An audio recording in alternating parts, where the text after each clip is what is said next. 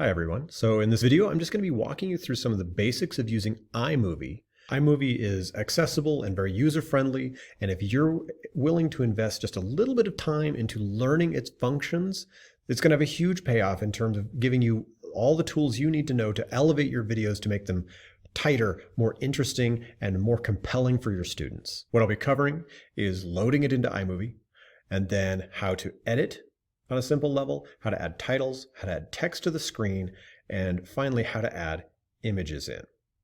So the starting point of what I'm going to do, I'm doing this on my laptop. This is really just as simple, if not simpler, on the iPad. You're going to be starting by opening up iMovie, which should be loaded onto both your iPad or your laptop. If it's not, it's available through self-service. Once I've got that open, I can import a video directly from Photos, or I can drag it in. So you do need to have the basic recording already made through whatever platform you need. To load it in, again, I can import it directly, or I can just drag it and drop it, and there it is. So now the first thing I'm going to do is I'm just going to drag it down here into this timeline. So below here, you can see we've got the video that's present and the audio that's present. So up here, this is the preview window. So this is just a lecture that I recorded with myself in it. So the first thing I want to do, let's say, is I want to add a title at the beginning. So I'm going to go up here to titles, and I'm going to get all these different options. But let's say I just want to use this one. Now I can go up here and I can preview what it's going to look like by dragging the cursor over it. And I'm just going to take it down here and move this over a little bit. I'm just going to drag it down and drop it into the timeline. That's it. And now I can go up here and I can title it. And now when I go down here and I hit play, it's going to give me that and then cut to the next piece. So let's talk a little bit about introductions. So that's it for adding a title. The next piece then is editing.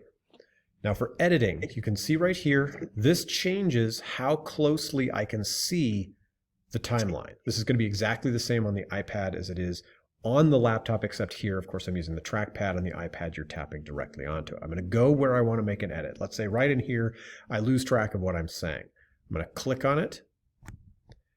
On the iPad, I'm just going to hold it down. On the laptop, I'm going to put two fingers and then click to hold. It says split clip.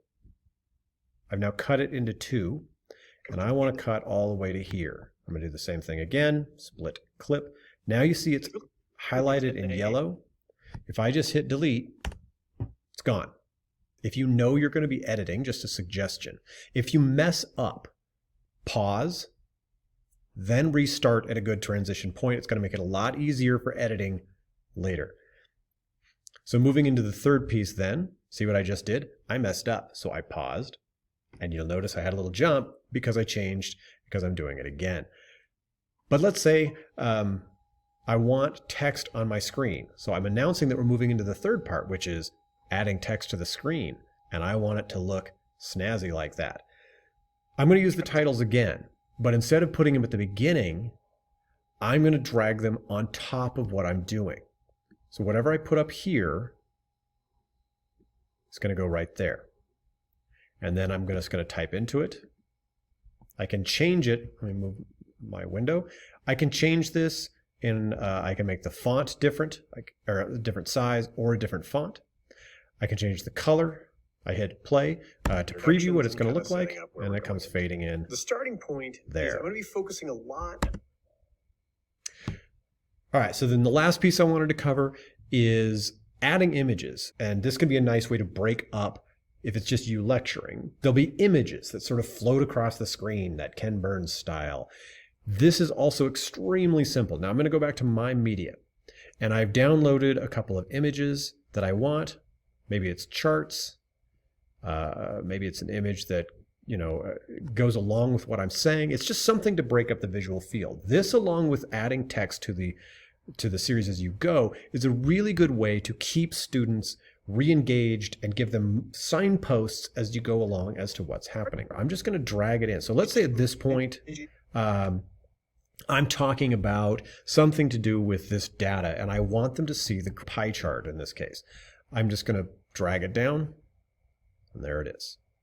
Because it's above this line, that means when we get to it, it's going to switch over. Rigid traditional structure, but I'm doing that to kind of set the foundation of. And that's what it looks like. Now I can move it by simply dragging it. I can make it longer or shorter. I'm going to click on the end of it and move it that way. And see, the numbers there are telling me now is it has a duration of 3 seconds is how long it's going to last. So same thing, I can drop this one here. Maybe this one needs to last a little longer. This one will be a little bit clearer as it goes along. Notice it's going to automatically drift over it. And how you can then break from that once you have a good sense of it. Now, because it's in the preview mode, that's why it was a little bit choppy right there. So that's really the fundamentals. That's 90% of what you're going to need to know. If you give yourself a little time to play, you're going to feel better about what you're presenting, and students are going to be able to feel more engaged and connected to what they're doing, as well as when they are revisiting the lecture, hopefully, they're able to more quickly go to the elements that are most relevant because you have that text on the screen that is signposting where they're supposed to be. I hope this is helpful. If there's anything I can do to add to that, let me know. If you'd like to see examples of what I'm talking about, I've included a few links here to videos that I've created utilizing the techniques that I've covered here. Take a few minutes to check them out. If you have questions, I'd be happy to help. But I really believe that with a little bit of time investment up front, you're going to be creating videos that are more time efficient, more effective, and more engaging. So good luck and happy editing.